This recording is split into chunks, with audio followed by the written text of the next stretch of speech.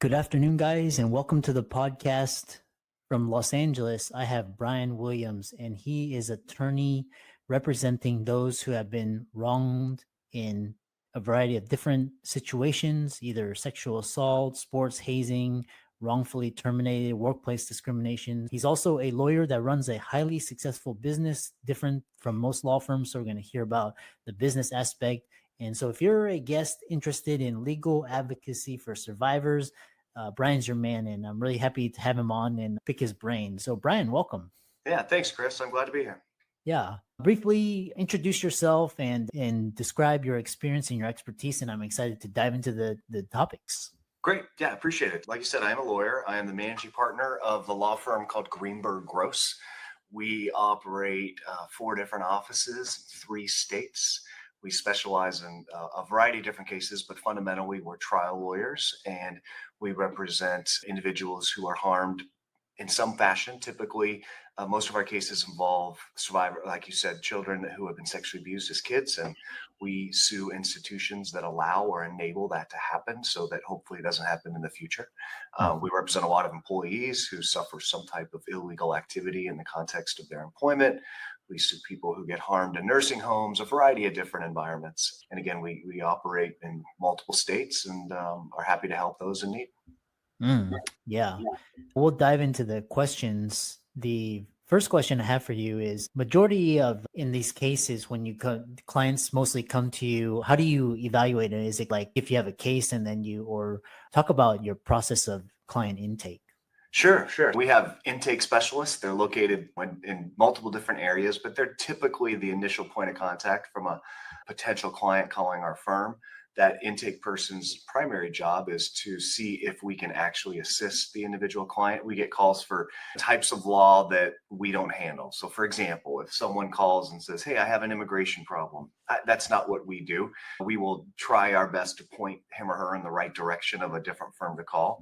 If someone is calling in to talk about an area of the law that we do practice, there is very much a screening process to see whether the case has merit and is one that we want to pursue on behalf of that client. What I tell people all the time is the hardest thing I do as a lawyer is actually telling people no, because I want to help everybody, but it would be impossible, and there's not enough of me to help everybody. So we do screen cases, and fundamentally my criteria is if I can help that client achieve a result that makes their life better, I'll take their case. If I think I cannot help that client achieve a result that helps their life, then I won't. And that's the basics of it. And again, once you're signed on, then you're passed along to actual lawyers and paralegals and stuff to handle your individual case. Yeah.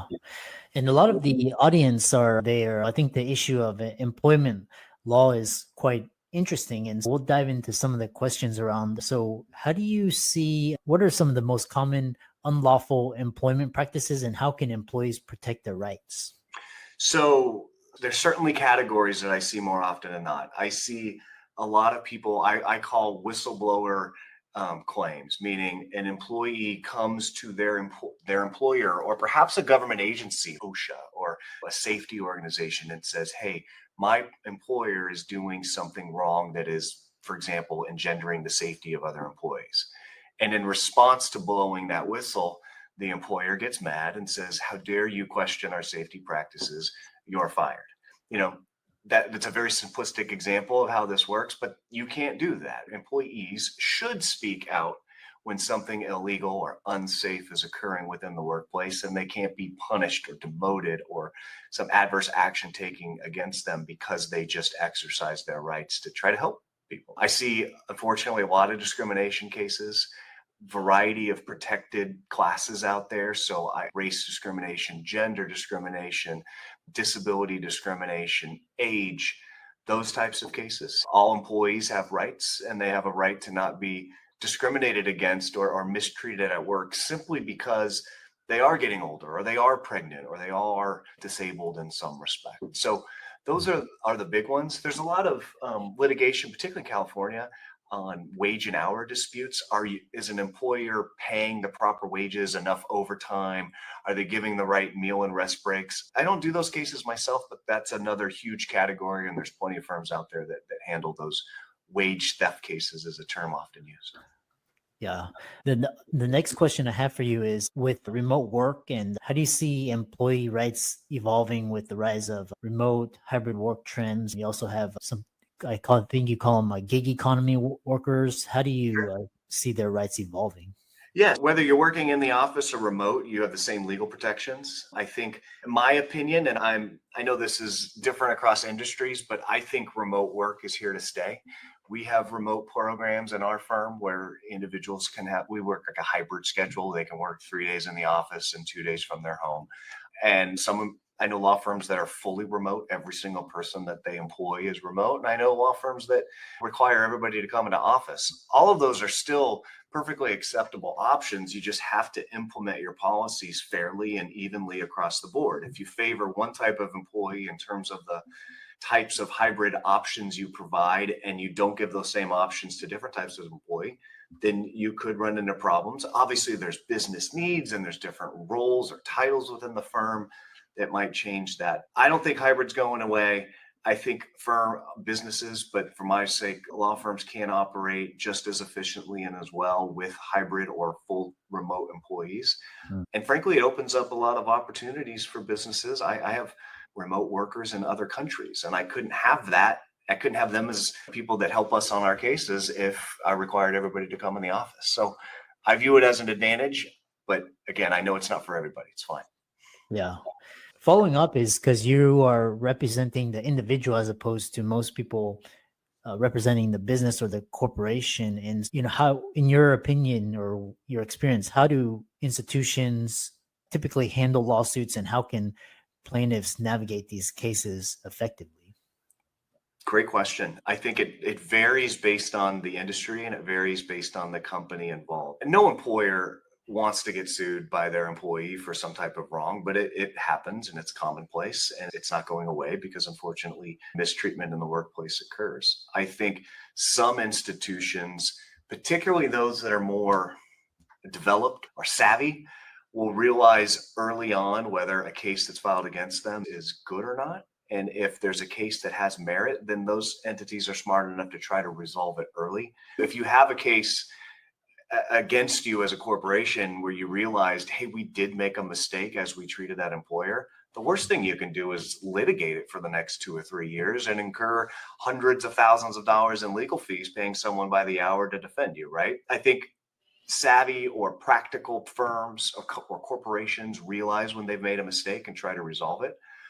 Others, particularly really large corporations, feel like I can't pay employee A, even if I made a mistake, because then every one of my other 5,000 employees will realize, hey, I could do that. And so they worry about precedent and whatnot. Those are business decisions that all those institutions have to make.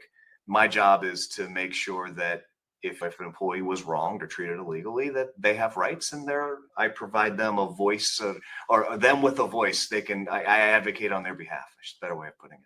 Yeah.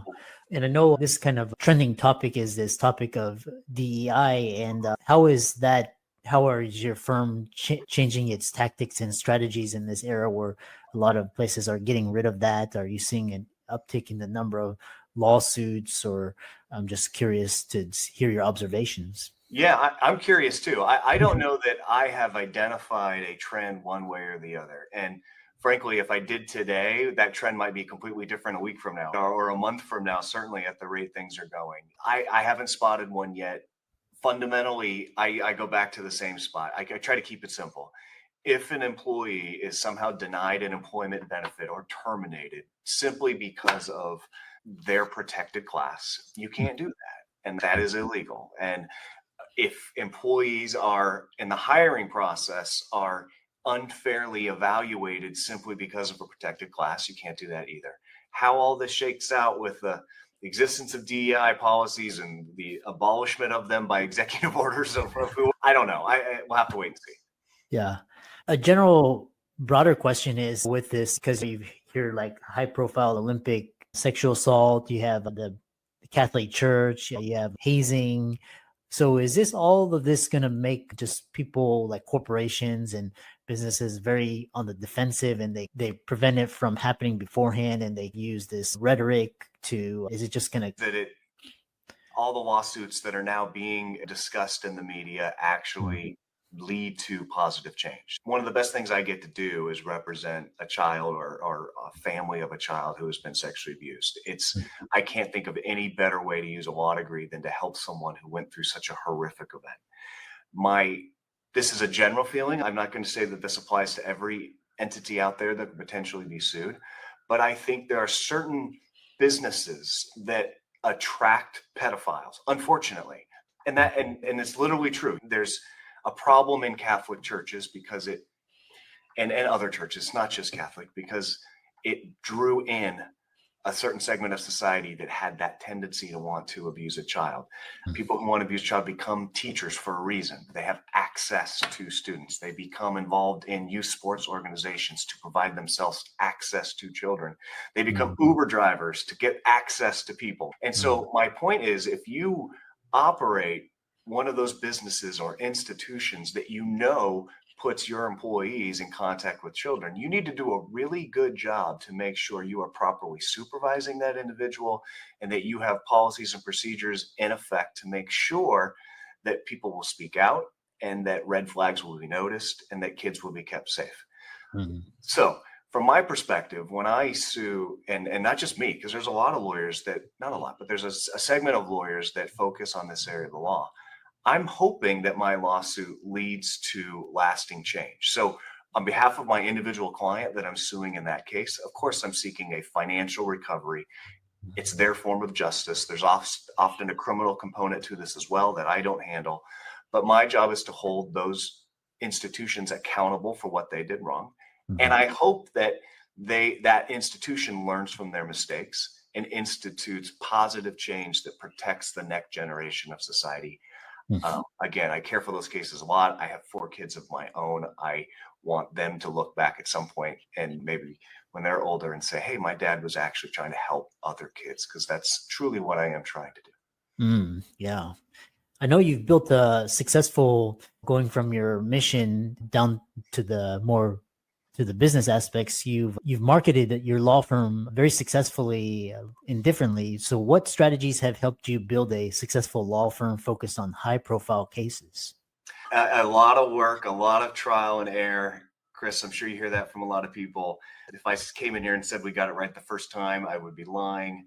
Lawyers are classically bad at running businesses. And what my firm tries to do, and other firms try to do as well, is practice law well, but at the same time, own and operate your business well. And it doesn't necessarily coincide each and every time. Marketing is a different animal. How you market to people that suffer different types of wrongs, they're all different. How you market to people in different cities is different, let alone talk about crossing state lines. The legal implications of having a legal practice in multiple states, managing employees in different states and in different countries even, it's all a challenge. And I think I don't pretend to know everything. I think that's a mistake some business owners make, is you think you know the right answer. I seek outside help. I have consultants that help me operate. If I'm not good at marketing, for example, I have a marketing director just on the other side of that wall. And it's her job to say, hey, Brian, your idea is bad. You should try this instead. To show you another example of why I think outside help is so different. I operate a law firm that sues corporations for making employment mistakes all the time. I have an outside labor lawyer that I pay and consult with so that I don't make mistakes. And I know the law, but to me, it's better to defer to outside consultants, outside experts to help you make individual decisions, marketing, legal, accounting, whatever it is, instead of trying to pretend like you know how to do it all. Yeah. And also doctors are very notorious for not running practices well. And so how do you decide when it's the right time to expand to a new market or state for solopreneurs, solo practitioners, lawyers, doctors, dentists, etc.? Yeah, again, I'll speak in my area, which is law firms. I think that there is a trend in our country that will continue, at least I hope it does, because that's the direction I'm headed in, of national law firms. I think that certain firms will be favored when they have a national presence, because as a society, we're now not in one place, right? You and I are Zooming right now in different states, and businesses operate in multiple different states. So firms that can place themselves in a variety of different markets throughout the United States, I think have an advantage over those that are focused on a singular market. So when I look to expand, then the first, I spend a lot of time vetting. I come up with a lot of ideas and I execute on very few of them. But I think you got to establish the need. Is there a need for what I do or what our firm does in that market? And then you have to evaluate your competitors to see, am I filling it? Am I filling a need? But is it, or am I going to fight tooth and nail with someone who's been there for decades and lose that fight, right? That's not good. So is there a need? What's my level of competition? And then most importantly, how will I execute on that? If I'm going to go to some state that's across the country, I'm not barred there, for example. So I will have to hire lawyers in that other state that's able to handle those cases with some management oversight from our headquarter office and things like that. So can you get the right resources and the right people in place to succeed? Those are my 3 criteria. What's the need? What's the level of competition? And can I staff up to actually handle cases if unsuccessful? Interesting. And along the lines, because you're expanding across different states, and what are the regulatory challenges in the legal? Because I know, for example, doctors, you need a license in different states. How about for lawyers? Same thing. You have to be licensed in the individual state you're practicing in. There are some states where it's easier to become licensed than others, but most of them require you to take the bar exam all over again. When I took the bar exam for the first time over 20 years ago, I never wanted to take it again, but it's becoming more and more common for lawyers to be licensed in multiple states. There's that regulatory requirements, but everything's different, right? And the law is different, the judges are different, the legal community is different, the regulations that apply, the laws that apply. Just because something's illegal in California doesn't make it illegal in Nevada, as an example. You have to tackle all of those issues. That's why there's a lot of planning and vetting that goes into, at least in my perspective, that decision before you just go. Yeah. Where do you see artificial intelligence making an impact in the legal profession? It's huge. It's a great question, Chris. It's timely too. I spent yesterday afternoon being demoed an AI product that I was very interested in. I feel like I've probably demoed 20 different AI products specific to the legal field in the last 3 months. And I'm vetting them and acquiring a few of them on a trial basis to see which ones work best. What I've told my team of lawyers, because everybody I think is worried about, is going to replace humans or AI is going to replace the need for accountants. What I tell my lawyers, in fact, as early as yesterday, is AI will never replace a lawyer, but lawyers that know how to use AI will replace lawyers that don't. That's my belief, because what I have seen so far is that it maximizes efficiency. It can handle repeatable tasks that a lawyer or a paralegal or some other staff in a law firm does every day in a fraction of the amount of time it takes for the individual employee to do it. So why would you not want to take advantage of those?